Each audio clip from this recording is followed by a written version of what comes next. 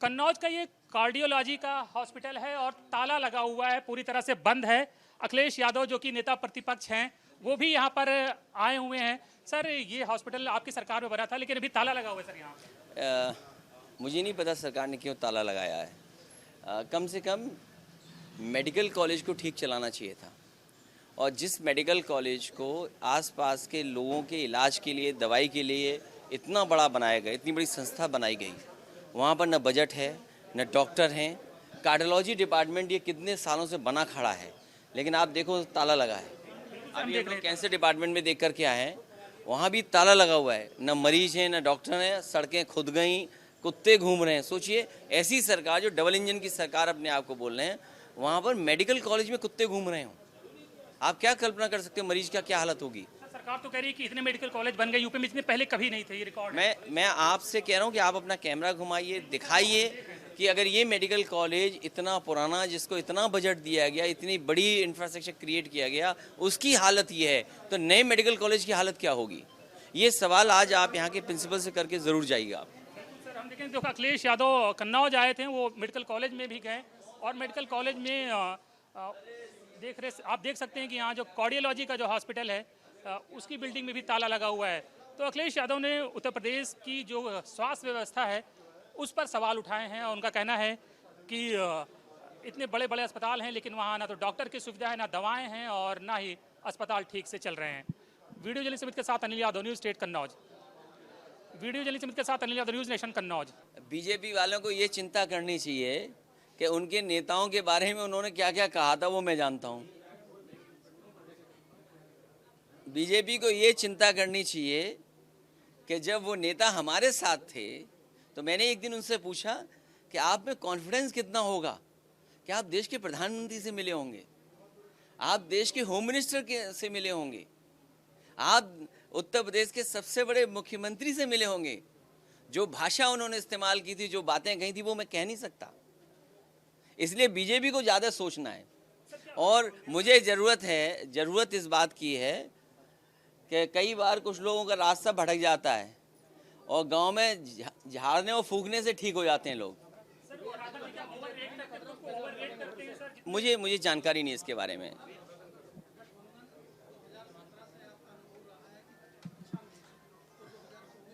Samajwadi party आने वाले समय में जो गठबंधन है उसी के साथ लड़ेगी, जो दल हैं, अभी जो दल बचे हैं उनके साथ।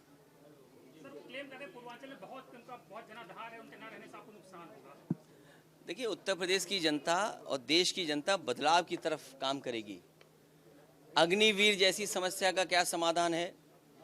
एक समय पर मैं कहता था बेरोजगार नौजवान हैं, बेरोजगार बाप हैं, अब तो कुंवारे लोग हैं जिनके नौकरी नहीं मिलेगी, जान चली जाएगी।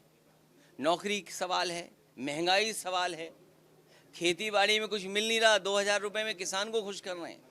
खाद डीएपी कितनी महंगी, डीजल पेट्रोल कितना महंगा। और जो बड़ी बड़ी बातें हैं कि रुपया और डॉलर का संतुलन क्या है, डॉलर कहाँ पहुँच रहा है, रुपया कहाँ नीचे गिर रहा है।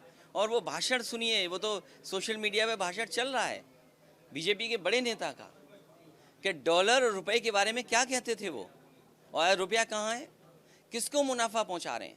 कुछ उद्योगपतियों को केवल मुनाफा पहुँचाने के लिए पूरी देश की अर्थव्यवस्था चौपट कर दी। ना नोटबंदी से भ्रष्टाचार खत्म हुआ, क्या भ्रष्टाचार खत्म हो गया।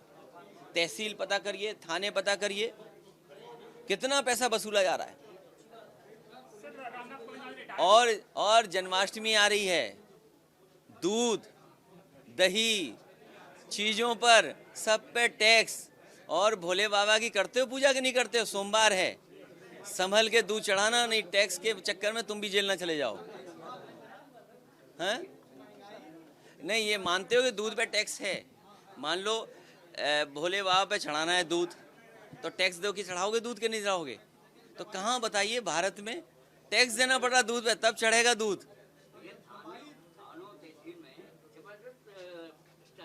अगर आप भ्रष्टाचार बोल रहे हो तो रेट बताओ मुझे आप।